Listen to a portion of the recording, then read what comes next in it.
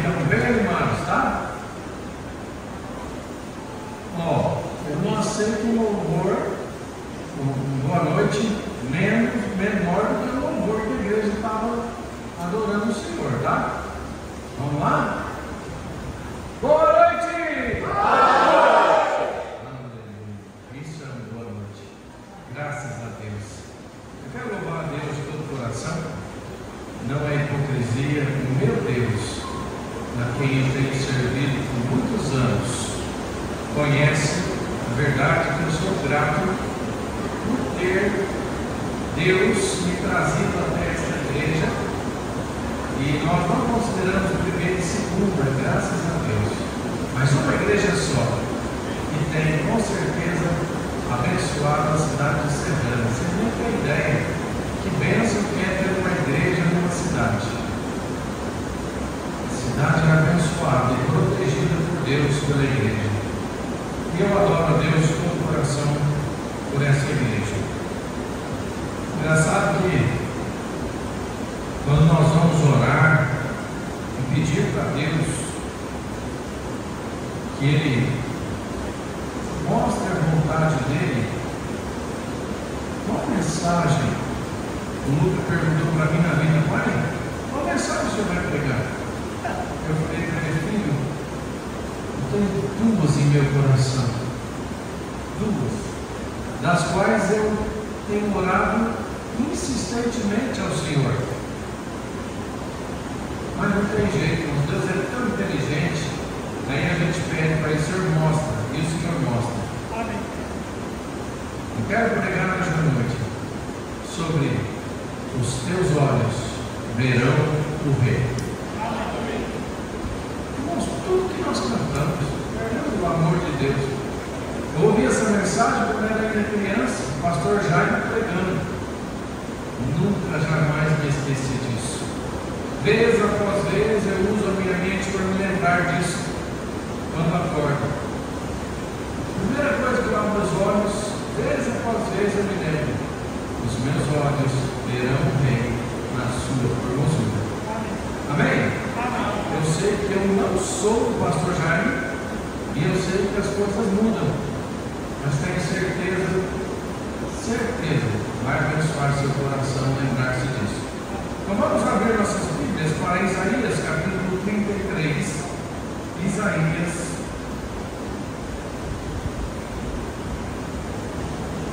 capítulo 33.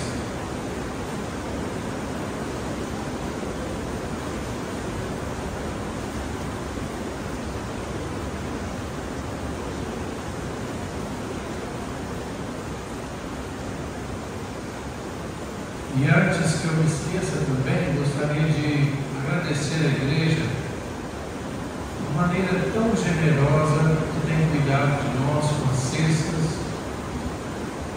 de uma maneira tão graciosa que tem olhado pela Cleuzinha. E eu sei que ela é grata a Deus também por estar aqui. Deus já tem nos abençoado sobremaneira neste mês que já passou, né? Nós estamos aqui. Então só posso agradecer ao Senhor por tanta bênção que temos recebido nas suas divinas mãos por meio da igreja. Amém? Isaías 33, verso 17. Isaías 33, verso 17. A Bíblia nos diz: os teus olhos verão o Rei na sua formosura, e verão a terra que está longe. Os teus olhos verão o Rei na sua formosura. Oremos. Querido Pai Celestial, eu te louvo de todo o coração pela chuva, mas eu não queria brigar com o som dela. Se é, oh Pai, da tua vontade, por favor, traga a nós uma chuva mansa, para que não atrapalhe. E eu sei que o Senhor é poderoso para fazer com Deus tudo mais abundantemente do que pedimos ou pensamos, mas sei que será uma bênção, com certeza, não disputar com a voz das águas. coração que usa a minha vida. Pai, eu não sei quanto tempo eu ainda tenho para viver nesse mundo, mas eu sei que o meu desejo é que, se for a última mensagem que eu prego, eu o faça com fidelidade, eu o faça verdadeiramente para honrar e magnificar o teu nome. E do resultado, Pai, eu não me preocupo, porque com certeza todos nós, como igreja, vamos devotar ao Senhor em honra e glória. Por isso, Pai querido, eu peço ao Senhor poder do Espírito Santo para transmitir a tua palavra, e que haja, ó Deus, um agir tão maravilhoso no nosso meio, para que possamos contemplar esta formosura de promessa, esta bênção de promessa que o Senhor nos dá, de que um dia nós o veremos, ó Senhor Jesus. Quão maravilhoso será! Por favor, é o que eu peço ao Senhor, no nome precioso de Jesus, orando por meus irmãos hoje à noite. Amém. Eu gostaria de ler para os irmãos um texto paralelo. Isaías, ele foi um rei que viveu contemporâneo, foi um profeta que viveu contemporâneo ao rei Ezequias, e Deus usou na vida de Ezequias. Então, há muito que a Bíblia tão maravilhosamente nos informa desta maneira. Então, vou ler para os irmãos, segundo livro de Reis, capítulo 19.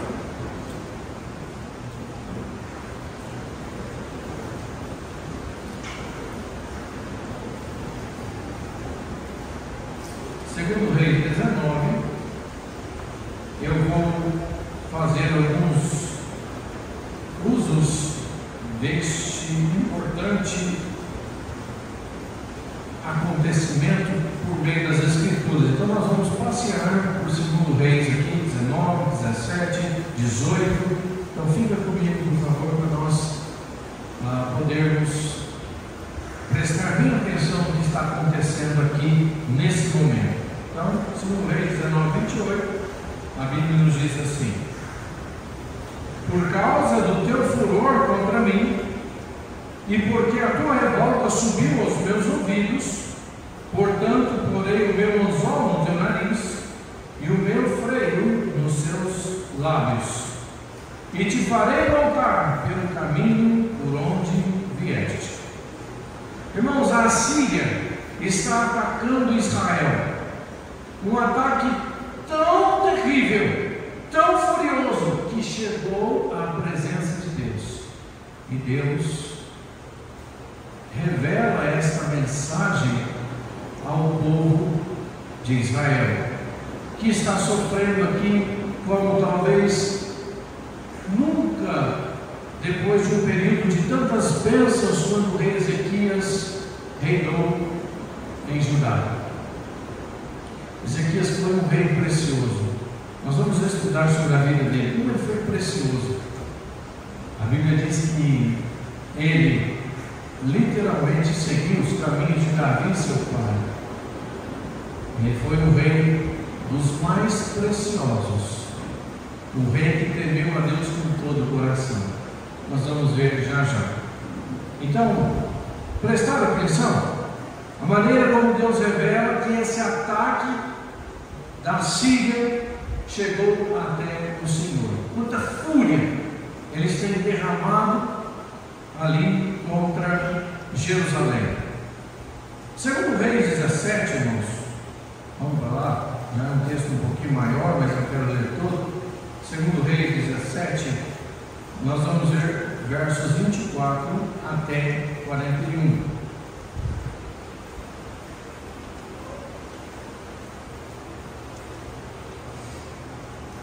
O rei da Síria trouxe gente de Babilônia, de Cuta, de Ava, de Amate, de Sefarvaim, e a fez habitar nas cidades de Samaria, em lugar dos filhos de Israel. E eles tomaram a Samaria em herança e habitaram nas suas cidades.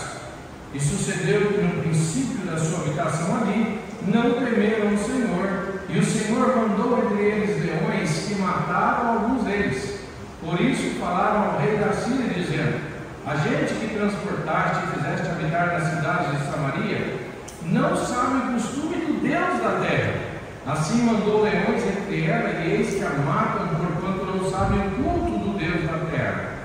Então o rei da Síria mandou dizer: levai ali um dos sacerdotes que transporte de lá, e vá e habite, que transportaste de lá, e vá e habite lá, e ele lhe ensine o costume do Deus da terra. Veio, pois, um dos sacerdotes que transportaram de Samaria, e habitou em Betel, e lhes ensinou como deviam temer ao Senhor. Porém, cada nação fez os seus deuses, e os puseram nas casas dos altos que os samaritanos fizeram, cada nação das cidades em que habitava. E os de Babilônia fizeram Sucote-Benote, e os de Cuta fizeram Nergal, e os de Amate fizeram Azima, e os Aveus fizeram Libás, e Tartaque e os Sefarvaíns queimavam seus filhos no fogo a Adrameleque, e a Amaleque, Deus de Sefarvaim. Também temiam ao Senhor, e dos mais baixos do povo fizeram sacerdotes dos lugares altos, os quais lhes faziam o ministério das casas dos lugares altos. Assim temiam ao Senhor, mas também temiam os seus deuses, segundo o costume das nações dentre as quais tinham sido transportados. Até o dia de hoje fazem segundo os primeiros costumes. Não temem ao Senhor, nem fazem segundo os seus estatutos, segundo as suas ordenanças, segundo a lei, segundo o mandamento que o Senhor ordenou aos filhos de Jacó, a quem deu o nome de Israel. Contudo, o Senhor tinha feito uma aliança com eles, e lhes ordenara, dizendo: não temereis a outros deuses, nem vos inclinareis diante deles, nem os servireis, nem lhes sacrificareis. Mas o Senhor que vos fez subir da terra do Egito com grande força e com braço estendido, a este temereis. A ele vos inclinareis, e a ele sacrificareis. E os estatutos, as ordenanças, a lei e o mandamento que vos escreveu, tereis cuidado de fazer todos os dias, e não temereis a outros deuses. E da aliança que fiz convosco não vos esquecereis, e não temerei a outros deuses, mas ao Senhor vosso Deus temereis, e Ele vos livrará das mãos de todos os vossos inimigos. Porém, eles não ouvirão, antes fizeram segundo o seu primeiro costume. Assim estas nações temiam ao Senhor e serviam as suas imagens de escultura. Também seus filhos e os filhos de seus filhos, como fizeram seus pais, assim fazem eles até o dia de hoje. Amados, esse texto de 2 Reis 17 nos revela que Samaria havia sido conquistada. Note então a lembrança, irmãos, é bom lembrar: Samaria, reino do norte; Judá, reino do sul. Samaria foi invadida e foi literalmente levada em cativeiro, onde o rei trouxe então povos de várias nações para habitar num lugar onde Deus tinha dado em herança aos filhos de Israel. Agora, este contexto é importante para você entender qual o fato que cerca Jerusalém. O fato que cerca o reino de Judá, o reino do sul, dos bons reis, da boa linhagem dos reis de Judá. E então, o nosso querido rei Ezequias está olhando e vendo tudo isso que tem sido feito aos seus irmãos. Que coisa, irmãos!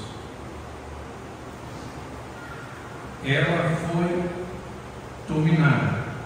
Capítulo 18, versos 9 a 11, a Bíblia diz: e sucedeu no 4º ano do rei Ezequias, que era o 7º ano do rei Oséias, filho de Elá, rei de Israel, que Salmaneser, rei da Síria, subiu contra Samaria e a cercou, e a tomaram ao fim de 3 anos, nos ano 6º de Ezequias, que era o ano 9º de Oséias, rei de Israel, quando tomaram Samaria. E o rei da Síria transportou a Israel para a Síria e os fez levar a Abor, junto ao rio de Gozã, e às cidades dos Medos, porquanto não obedeceram à voz do Senhor seu Deus. Antes transgrediram a sua aliança e tudo quanto Moisés, servo do Senhor, tinha ordenado, nem ouviram, nem o fizeram. Agora vai para 2 Reis 19.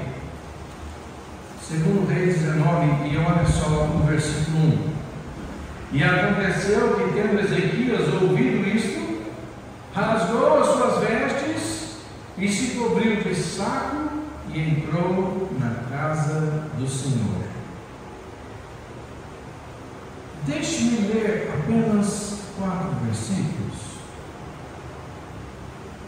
do capítulo 18. E eu vou ler para os irmãos versos 13 até 17.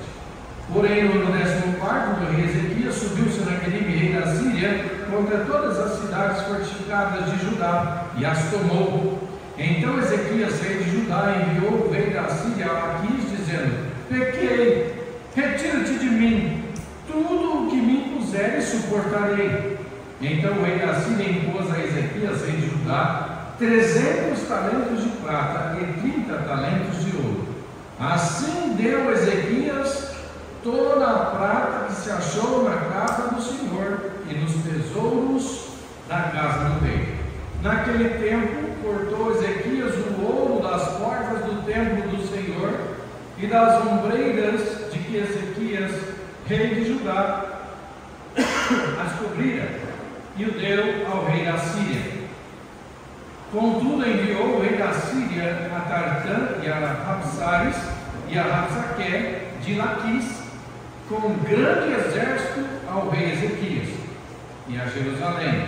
Subiram e vieram a Jerusalém, e subindo e vindo eles pararam ao pé do aqueduto da piscina superior, que está junto ao caminho do campo do lavandeiro.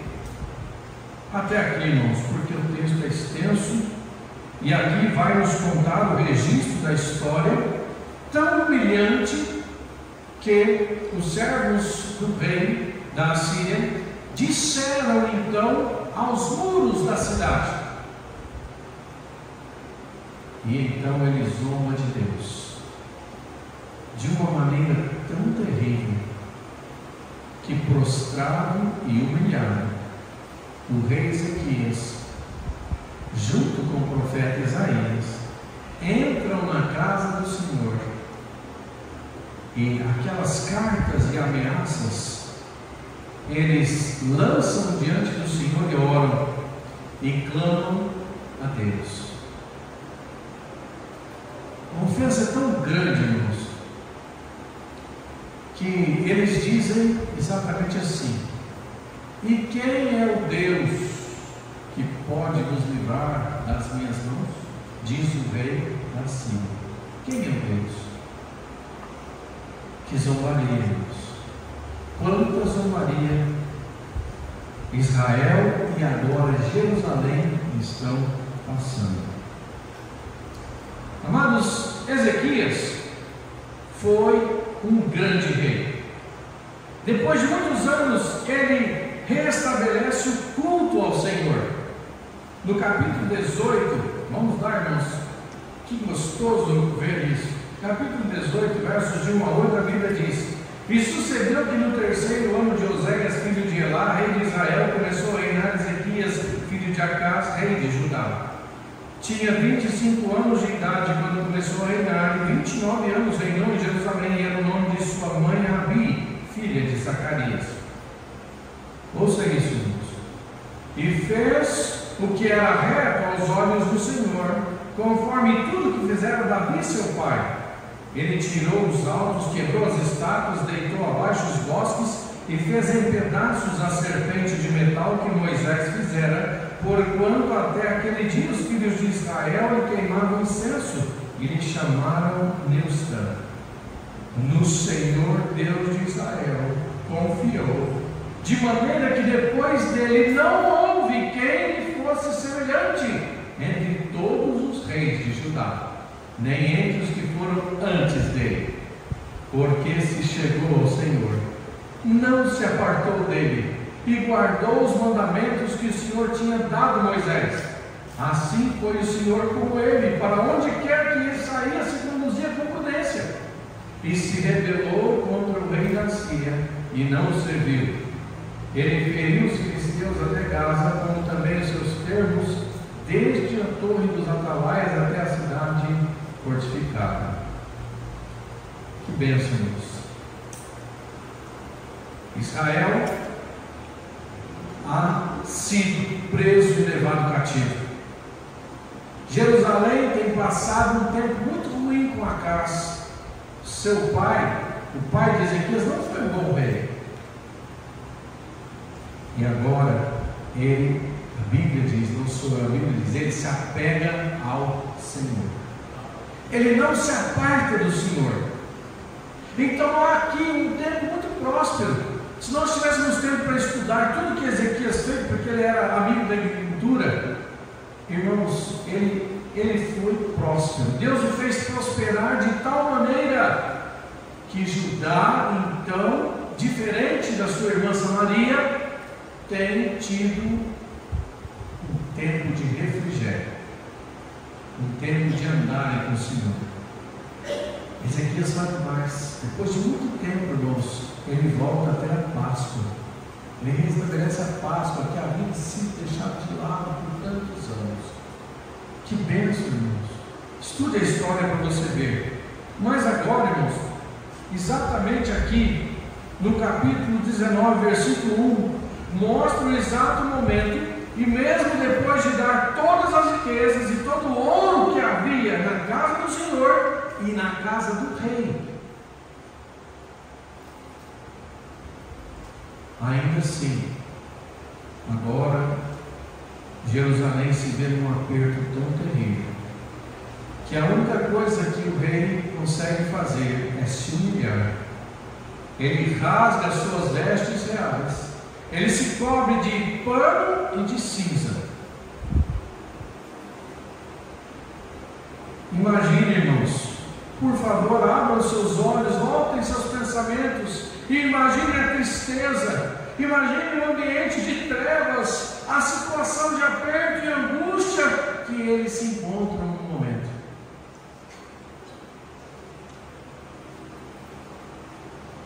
Jerusalém nunca viu seu rei desta forma, sem estar vestido com as vestes reais, sem estar ungido, sem estar abençoado, sem estar louvando o Senhor, nunca se viu.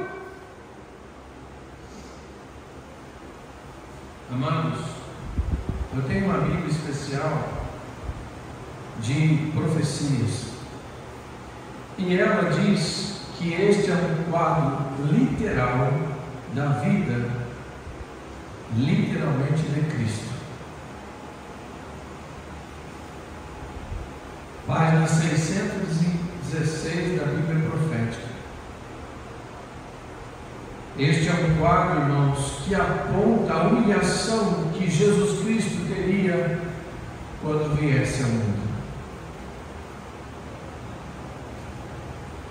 Eu não sei se você consegue prestar atenção, mas na verdade, se você olhar e se você começar a pensar em Jesus, de como ele sofreu neste mundo, de como o mundo mesmo viu pela última vez. Quando foi, irmãos? O mundo perdido, quando foi que o viu pela última vez? Pendurado inocentemente numa cruz, vergonhosamente levando sobre si os pecados da humanidade inteira. Aquele que não cometeu pecado se fez pecado por nós.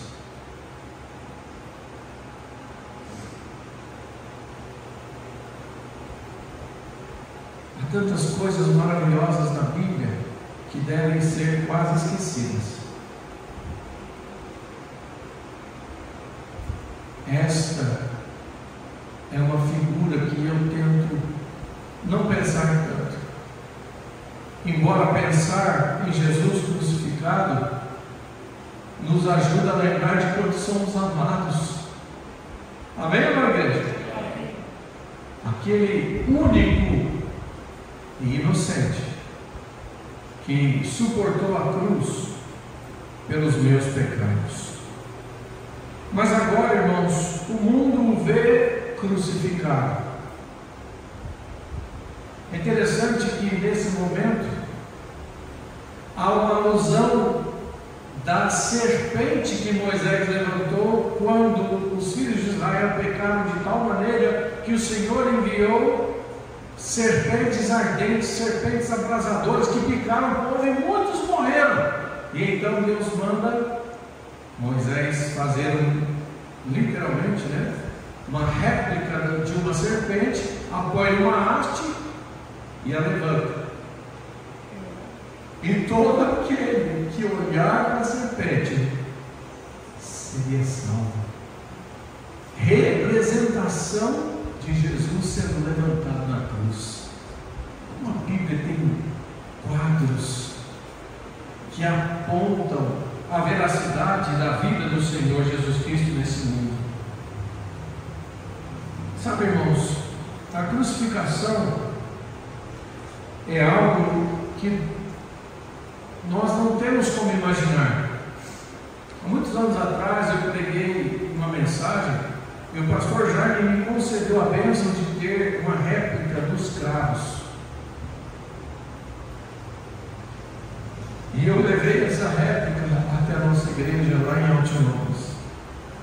E quando eu estava pregando, eu escondido debaixo do púlpito, eu tinha. E eu levantei.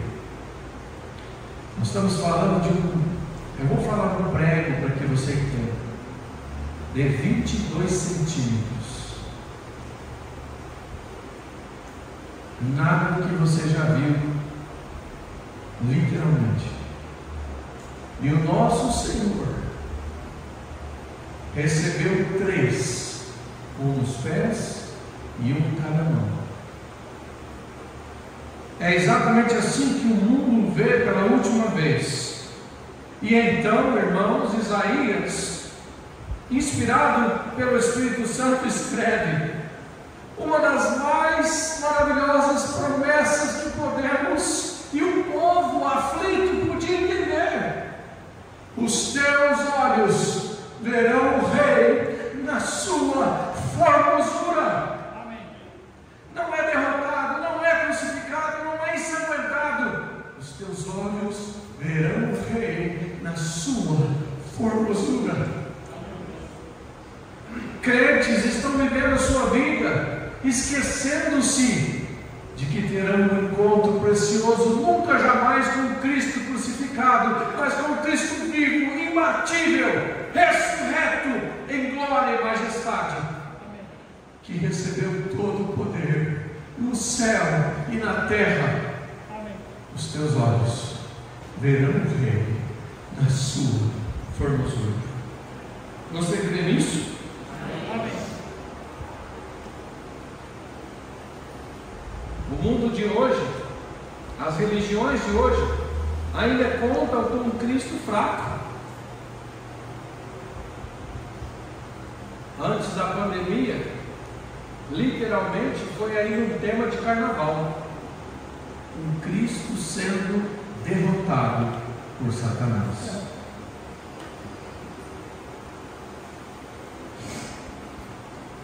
Sabe o que, irmãos? O mundo ainda não mudou. Os carnavais já começaram a acontecer. O pecado está ainda pior. A pornografia está tomando proporções das quais Uma pesquisa diz que mais de 70% das casas já fazem uso. As drogas, o adultério, o mundo ainda não mudou em nada. E esse mundo não pode entrar dentro dos nossos lares. Por quê? Porque nós, pela fé, podemos já entender que nossos olhos verão o Rei na sua formosura. Oh, quando eu penso, sei, o crente tem tanto motivo para pensar, mas não pensa, né? O crente é o povo que nós temos que pensar, mas não pensa. Quem que você acha que você vai ver quando lá no céu chegar? Você vai ver o Pai, Filho e Espírito Santo? Já parou para pensar nisso? Eu já. Vocês já contemplaram em Apocalipse capítulo 1 quem João vê? Lembram de como Daniel vê? Estão lembrados ou não? Nós vamos ver o nosso Senhor Jesus Cristo, não há outro. Vamos contemplar com os nossos olhos Jesus em toda a sua formosura. Seus cabelos são brancos como a lã branca, como a neve. Os seus olhos como chama de fogo. Da sua boca sai uma aguda espada de 2 gumes. Quando eu era criança, irmãos, o tamanho de Samuel, não estou brincando, né? Mas quando eu era criança ainda, bem criança, eu tinha medo de ler o Apocalipse. Porque eu comecei a ler e eu comecei a pensar em Jesus e saiu da boca dele uma aguda espada de 2 gumes. Isso não é agradável, né? Até que eu entendi que Hebreus 4,12 diz: porque a palavra de Deus é viva e eficaz, mais penetrante do que espada alguma de 2 gumes, e penetra até a divisão da alma e do espírito, das juntas e medulas, e é apta para discernir os pensamentos e intenções do coração. Mas eu entendi. Quando João vê o Senhor Jesus, ele o vê falando as palavras de Deus. Que visão! É assim que nós vamos ver nosso Senhor. É desta maneira que nós o vamos contemplar. Não há outro, irmãos. Nós deveríamos constantemente em nossa vida pensar todos os dias, e pode ser hoje, irmãos. Hoje pode ser nosso encontro e veremos o Rei na sua formosura. Olha quanto cantamos e o Senhor virá em glória. E como Ele é, o veremos. Como Ele é, o veremos. E veremos o Senhor na sua formosura.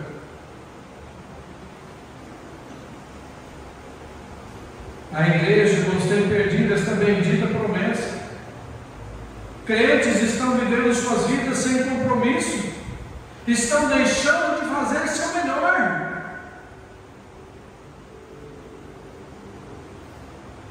Como é que você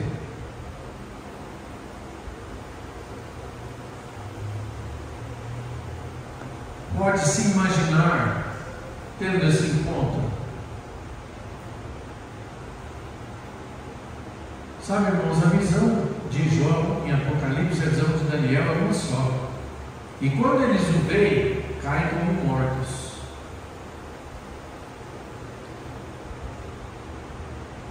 É difícil para o crente pensar que isso não é literal, uma figura. Mas, irmãos, quando olharmos os olhos do nosso Rei, na sua formosura, não tem fogo lá dentro, não. Nós vamos contemplar seus olhos de ternura, mas vamos nos deparar com tamanha corrupção. Como é que nós encontraremos o Rei, irmãos? A Bíblia diz que será na sua formosura, mas a Bíblia também revela que nós cairemos como mortos. Não ficará em nós força alguma naquele momento, até que Ele nos fortaleça, até que Deixe perceber. Amados, eu peço a você com toda a minha alma, pense hoje à noite como é que você encontraria o Rei na sua formosura. Qual a maneira que você hoje, se fosse hoje, qual a maneira que você o receberia? Como estaria a sua vida para receber o Rei na sua formosura? A Bíblia nos aponta e nos diz claramente sobre que haveremos de prestar contas. Estão lembrados do Bema? Estão lembrados do tribunal de Cristo? Todos hão de comparecer. Todos, não há exceção. Eu e você receberemos pelo que tiver feito por meio de nossos corpos. Se nossas obras permanecerem, porque serão queimadas, receberemos galardão. Mas se não, pense nisso, irmãos.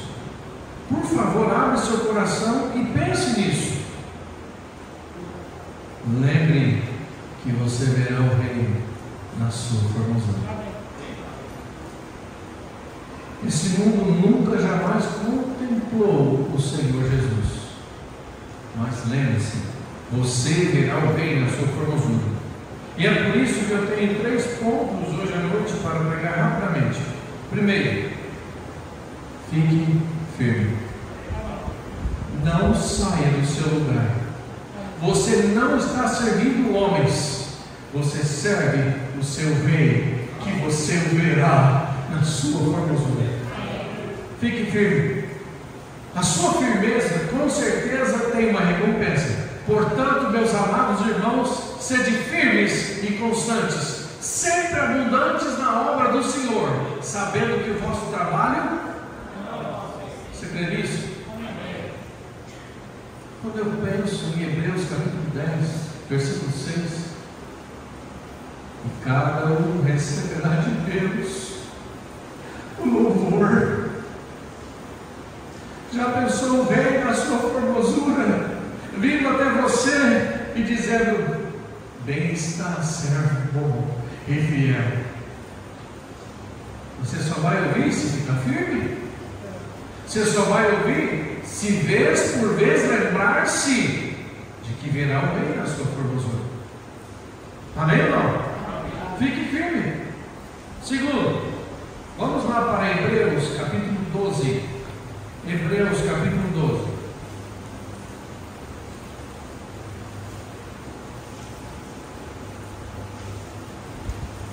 Amados, eu não sei você, mas talvez por eu ser tão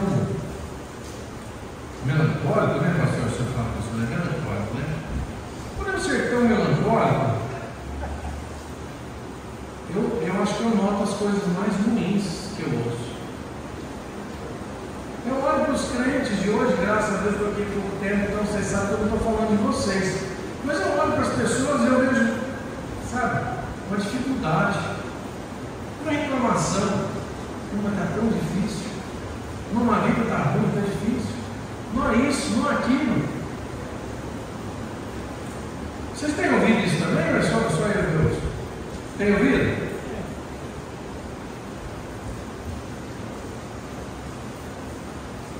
Esse é um problema do humanismo nosso. Mas a Bíblia diz e nos ensina que, em segundo lugar, considere Jesus Cristo. Considere. Veja só, Hebreus 12, versos 3 e 4. Considerai, pois, aquele que suportou tais contradições dos pecadores contra si mesmo, para que não fraqueçais, desfalecendo em vossos ânimos. E ainda não resististes até o sangue, combatendo contra o pecado. Agora, deixa eu te dizer uma coisa.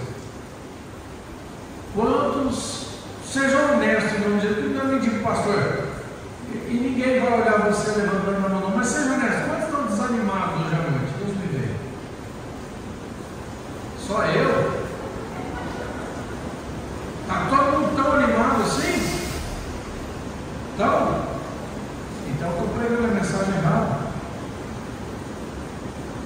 Mas eu já vi crentes muitas vezes dizendo: pastor, estou tão desanimado, estou tão desanimada. E muitas vezes esse desânimo, esse desapontamento é para com Deus, porque espera do Senhor coisas que Ele não dá. Então começam a desanimar, começam a esfriar, começam a desviar. Tem uma receita maravilhosa aí para você e para mim. Considera Jesus. Considera que o nosso rei foi afrontado e crucificado. Considera o tanto que ele sofreu por você. Você nunca mais desanimará na vida cristã. Estão ouvindo isso? Nunca mais. Pode estar difícil, mas você está animado. Meu Senhor sofreu por mim. E se eu considerar, a Bíblia diz: não sou eu, para que não enfraqueçais no vosso ânimo. Quantos podem pensar em algum irmão ou irmã que não estão mais conosco porque desanimaram? Quantos pais têm filhos que talvez pelo próprio pecado de levarmos à ira, eles desanimaram? Não é uma consequência do pecado dos pais? Amém ou não? Verdade ou não? Vamos considerar a Jesus, igreja. Considera Ele, e você terá ânimo para renovar suas forças, para se fortalecer nele, para viver com Ele, para amá-lo, para honrá-lo. Considere. Amém. Será que nós o estamos considerando, como a Bíblia diz? Terceiro e último lugar, Hebreus, ainda capítulo 10, Hebreus 10, verso 38. Terceiro, não retroceda na fé. Não retroceda na fé. Hebreus 10, 38 diz: mas o justo viverá pela fé. E se alguém se retirar, esta tradução diz: minha alma não tem prazer nele. Alguém tem outra tradução que diz o quê? Ninguém tem? Todos têm a mesma tradução? E se ele recuar ou retroceder?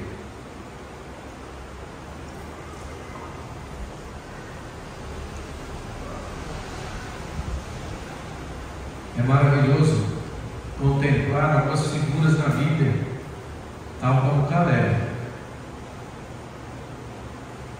Eu vim aqui reclamar ontem que o Senhor, para o ministério de Moisés, me deu em herança porque eu fui fiel. Pessoal, Caleb chega em Josué: eu vim aqui, eu quero a minha parte da herança porque o Senhor, eu fui fiel. O Senhor me prometeu. E assim como era lá, assim eu sou agora, tanto para sair como para entrar. O que isso significa? Que a fé é muito maior do que nossos corpos fracos. Pela fé, nós podemos alcançar esta cidade para a glória de Deus. Amém. Pela fé, nós podemos alcançar 100 missionários em pouco tempo. Amém. Pela fé, nós podemos fazer coisas de um Deus tão grande e maravilhoso. Amém. Do qual nós o veremos na sua formosura. Amém. Amados, não retroceda na fé. Quando você estiver pensando em titubear, lembra disso: eu devo ficar firme, porque meu trabalho não é vão, Senhor. Quando você tiver com alguns pensamentos errados, considera Jesus e terá ânimo para fazer o que nós precisamos fazer e fomos chamados como igreja a fazer. Amém, igreja? E nunca, jamais retrocedamos na fé, para que a nossa alma, para que a alma do Senhor não fique sem prazer.